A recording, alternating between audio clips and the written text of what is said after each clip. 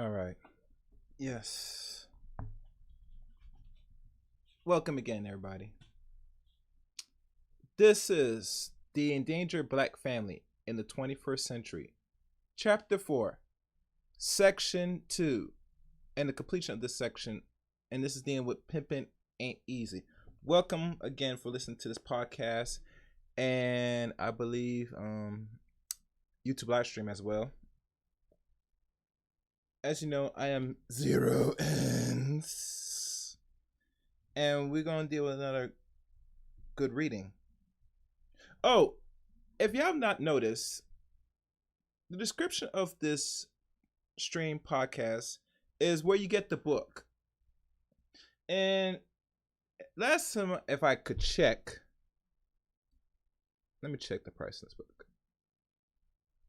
Let me refresh. Let me make sure the book's at the same price. As you could tell, the book itself is very limited and it looks pretty expensive, unfortunately. And my reason why this is, and I will make a hypothesis why, because this information is supposed to be sheltered from the public. And this book is really 36 years old. So, as y'all know, if you can get it by other means without buying it physically, would be great. I bought this book. When I bought this book I purchased now around 3 years ago, of August. So, as you know, I have gone through it, and making this whole stream dedicating of this book to paint a picture of what is already here for Black people and what is eventually to come in the near, or actually the future now, because the future is here now. And from beyond that, it's going to be interesting how what's the face and the reality of Black people moving forward in the 21st century. So, as I give myself 1 or 2 minutes before I start, I'm just look.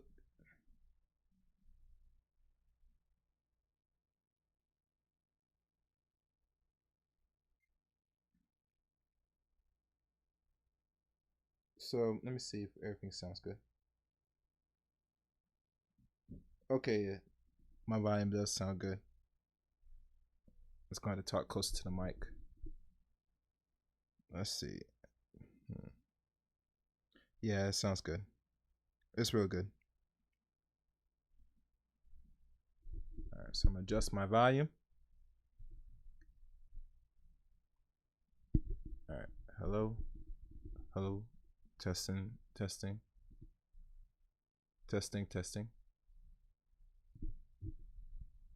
Yeah. All right.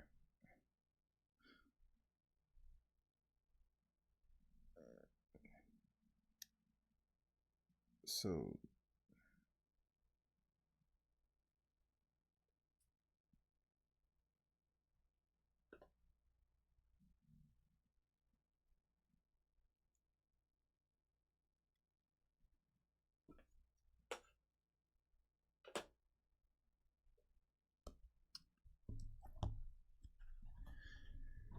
all right. So let us go into this section of this chapter. This is chapter 4, section 2. And the title of this, The Pimp, the Horror Complex. Learn to solve or learn to love hate. The dehumanization of the oppressed, wrote Frantz Fanon, is a prerequisite to effective colonization and human subjugation. If you're not familiar with Frank Fanon, he wrote a book called Black Skin, White Mask, I believe. I don't know if that's the name of the book. That's also a good book. If anybody is familiar, they should get as well. He wrote a lot of literature back 40, and I would say roughly 56 years ago. So if you can find this author, I would advise buy his book as well. This dehumanization exhibits its most devastating and conspicuous featuring in the case of relations between the oppressed male and female, who comprise the basis for the family unit in the colonized society. In the process of deconstructing male-female relations, the ability to love or to feel love is what they call disseminated. We shall see that this fact was homed out by our sample. But first, it is necessary to discuss briefly the relative psychological aspect of a phenomenon called love. L-O-V-E-E-O.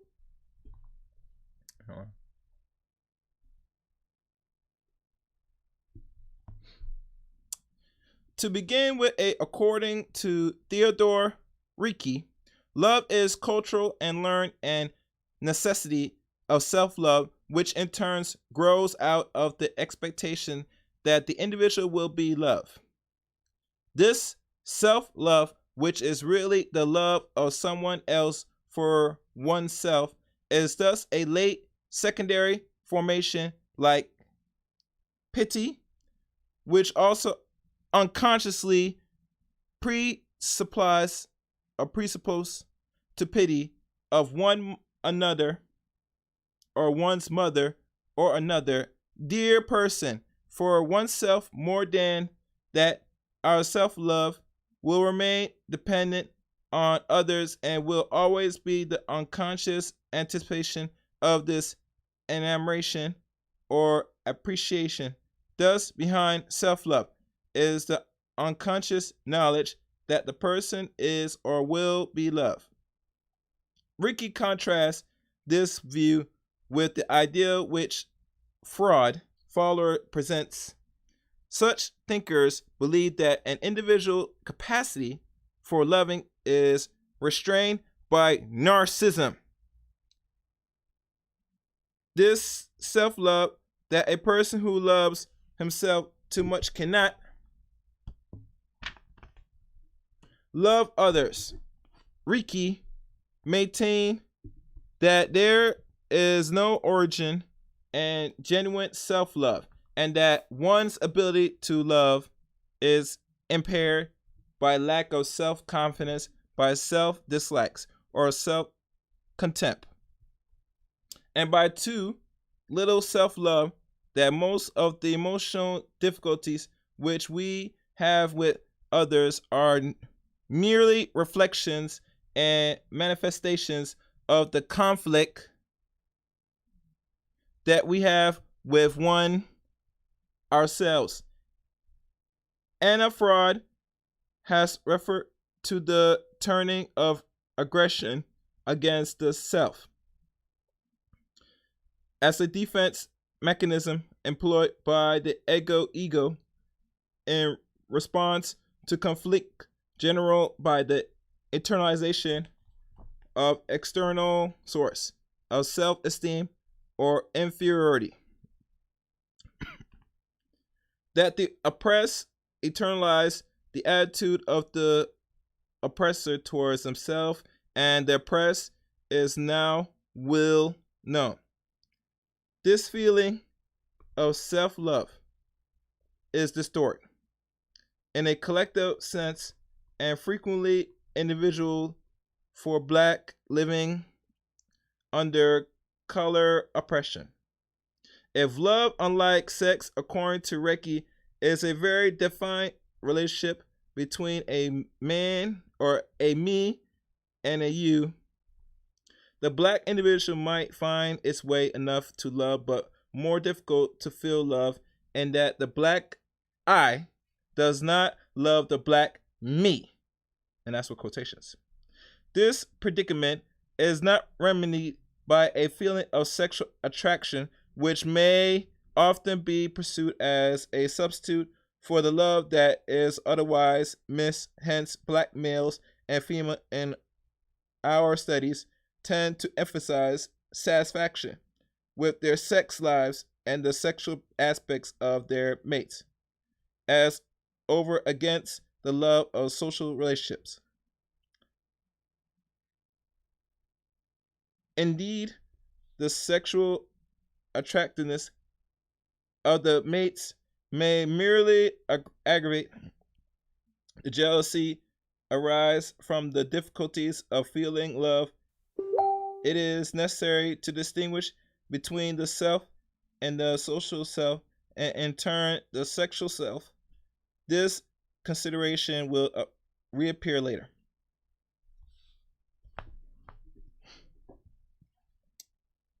A content analysis of our study of the self-concept and sexual image of black male and female confirms that foreigner difficulties of loving and the collective nature of black intersexual conflict and our general thesis of the relative oppressive of the black male as a primary factor in black male-female relations.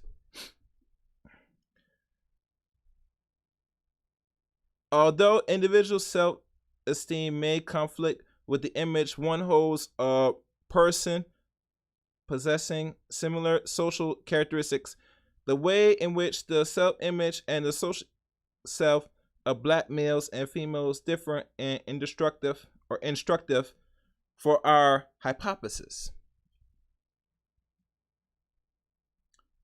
Responding where act as to describe by turn the typical black male, the typical black female, and typical white male, and the typical white female, your mate and yourself, out of their response emerge in the fact supported by casual observation and everyday life that when black males criticize black females, it is atypical for being too strong, independent, and aggressive, which it goes back to I said on a previous podcast, which y'all gotta go check back, about the strong black woman myth. But let's go on. But when black females criticize black males, it is for being too weak and inadequate in the masculine area.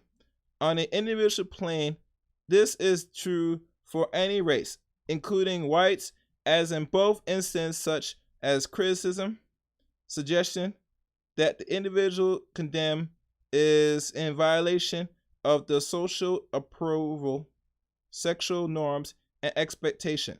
But that is just the point in the black race, and the criticism is collective. The identified that fact that neither black males nor females have been permitted to fully play the sexual roles that are socially ascribed, simultaneously with the much discussed emasculization of the black male came from definition or defeminization of the black female. So it goes hand in hand. You emasculize the male and you defeminize the female, which in return roles reverse. And with roles reverse, what you have is what it equals extinction.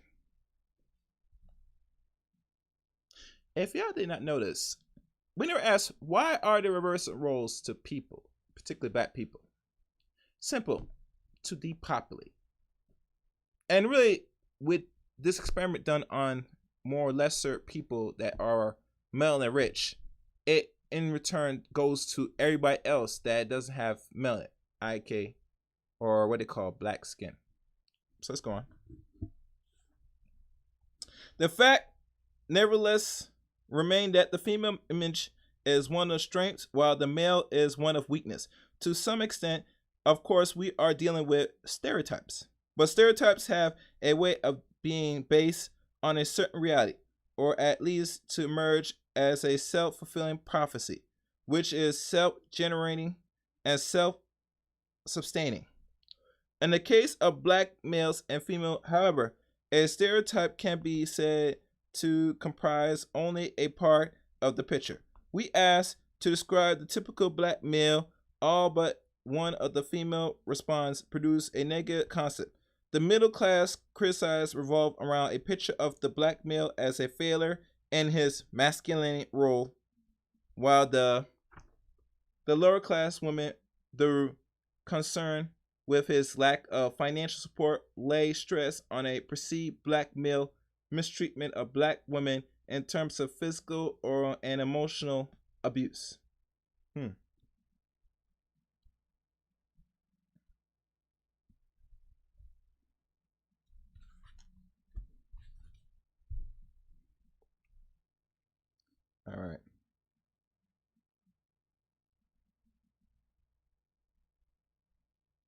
The black male what they call the black male corroborating these views of himself been, or what they call been moaning his own defeatism and familiar or what they call male getting and viewing of white man as a more positive and fair, or they call familiar support and achievement. Let's go read that again because I don't want that to go from my head. The black male corroborates these views of himself and been moaning his own defeatism and familialism, minimalism, or managing and viewing the white man as more of a positive and familial support and achievement. Interesting. The black female, by contrast, detests and has shown the white male.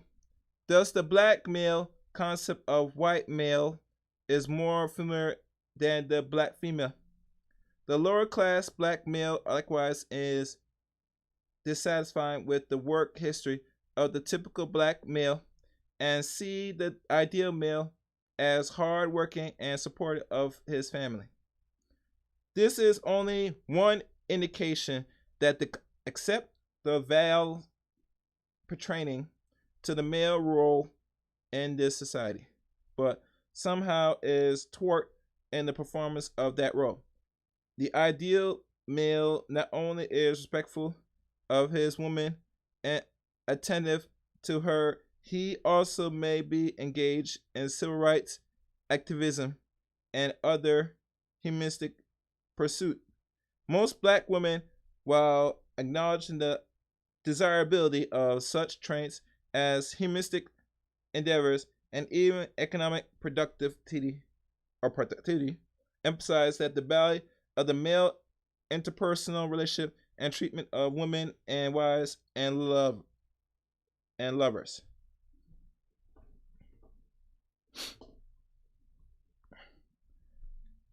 By comparison with the black female, as we shall see, the black male is though to fall short of the ideal expectations. This is not only true for the black female, I would call conception of the black male, but also for the black male concept of humans or himself. The black male, thus the black male does not manage to approximate his own ego ideal. The black male may even be seen as a human fiasco, devoid of the social essence and characterizing attributes of manualism or manilism.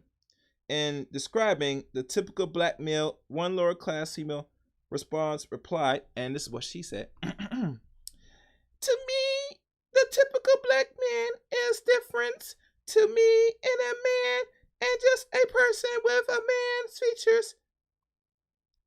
Because a real man is going to be a real man at all times.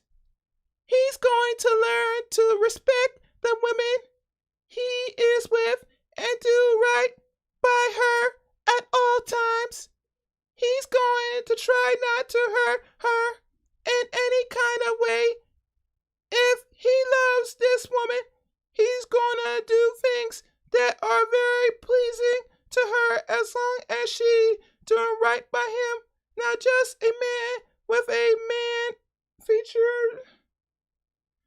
It's a difference between a person who actually a man and a person who call himself a man and a person that has a man featuring. And the other person who isn't a man in mainly way and going to disrespect his woman. He doesn't care about her feeling one way or the other. He just sort of doing whatever he feeling like doing regardless whether who gets hurt. I can only put it that way. The two differences."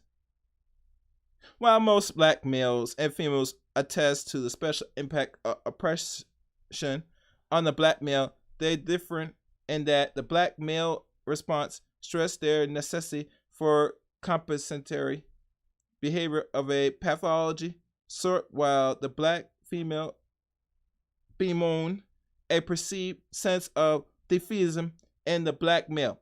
She may feel that the black male rightfully sees his position in society as problematic and downright dangerous. Whoa!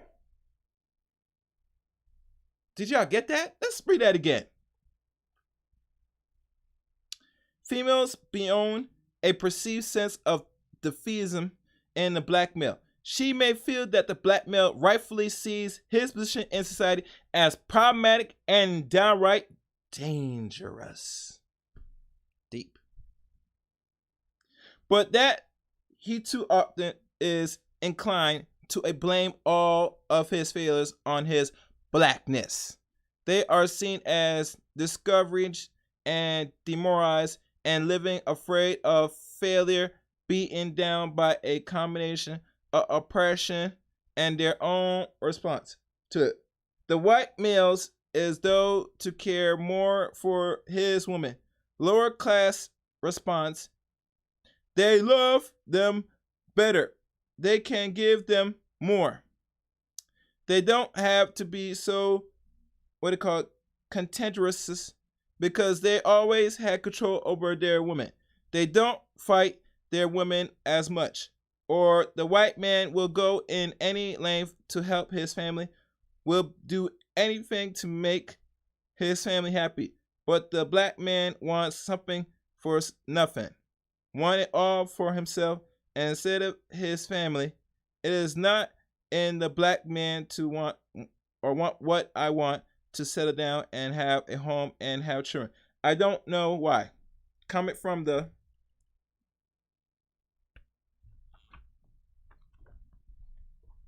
middle class black men are immature and childish.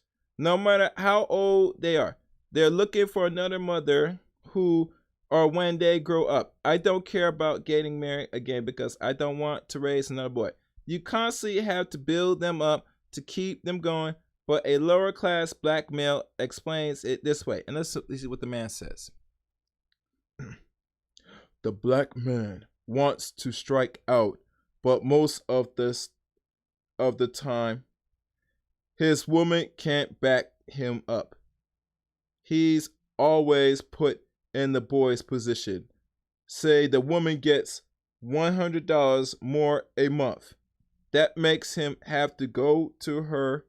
Not in all cases, but in too many cases, the white world still got us more or less in the boy position. Half the things black men do wrong are due to their oppression. Or the black man sees himself as unsuccessful because of the obstacles placed in his way by white society. He sees his woman as seeing him unsuccessful because of his own inadequacy.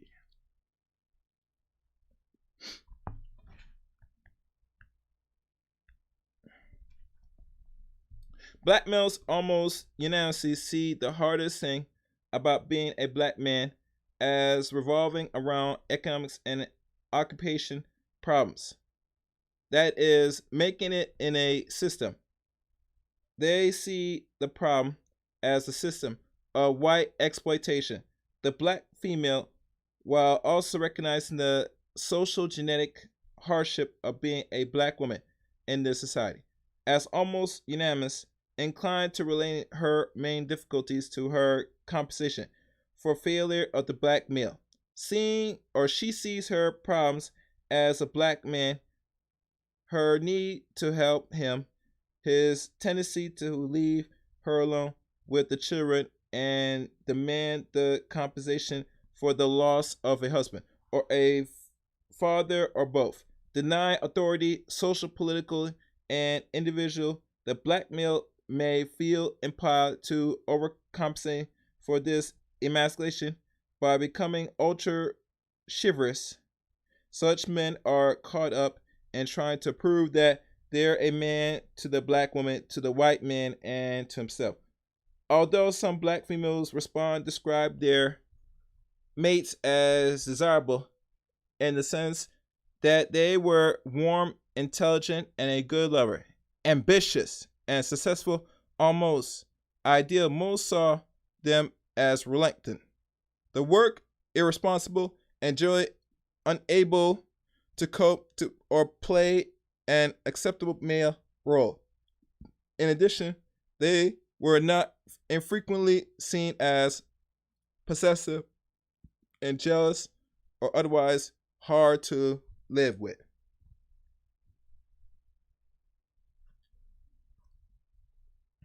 By contrast, black males often describe their mates as ideal women, but they were equally as likely to describe them as domineering and controlling.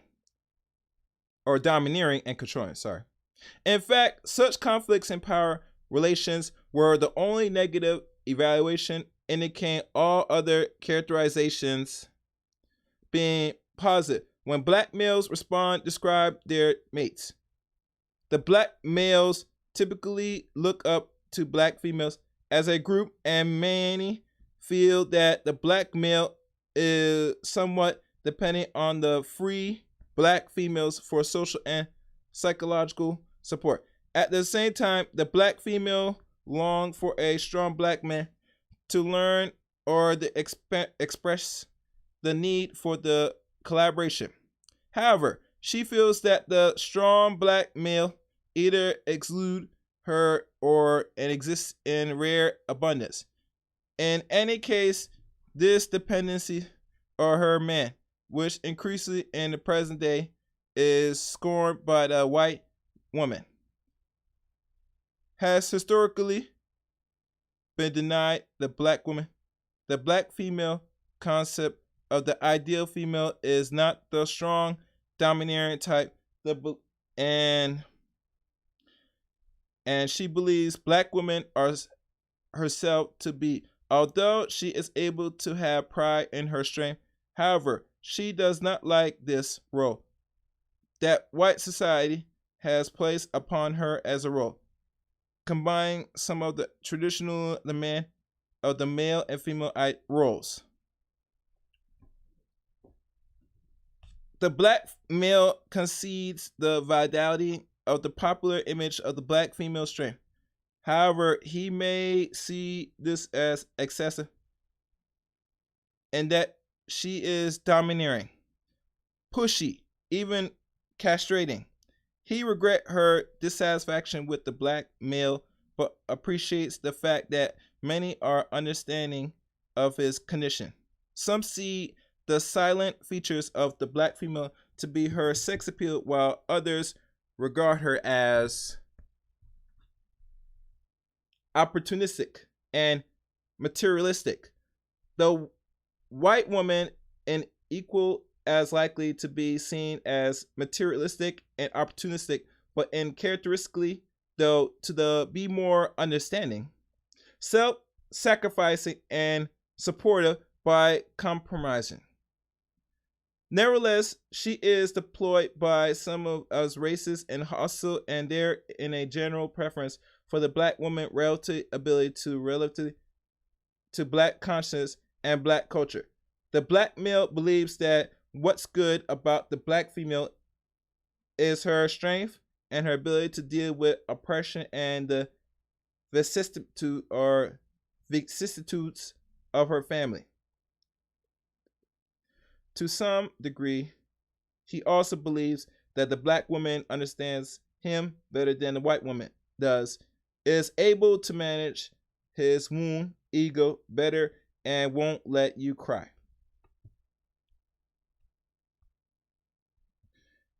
And we'll stop for now here. And really, there's gonna be a section 3 of this. But so far, as I stop at this point, and y'all to come back for the next podcast, is that black men, black women are their natural counterparts, whether they like it or not. And so far with the pimp culture,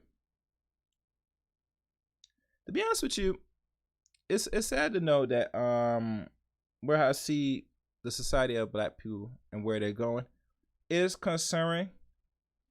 but it comes to a territory that is out of our control. Now, the things that we could control, I would say we had control on how we respect and view each other. That's something that we control as a collective, as people. But other than that, we should be doing the necessary things to build stronger and structural families. The co-op thing that you see now in the 21st century that Black people are in will not sustain itself. It's not even sustaining itself now because there's nowhere it's going nowhere with it. So, but anyway, I will stop here. Look out for chapter 4, section 3 of this.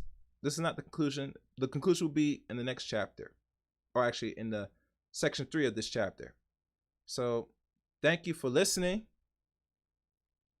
Listen out for the next stream. Until next time, take care. Thank you.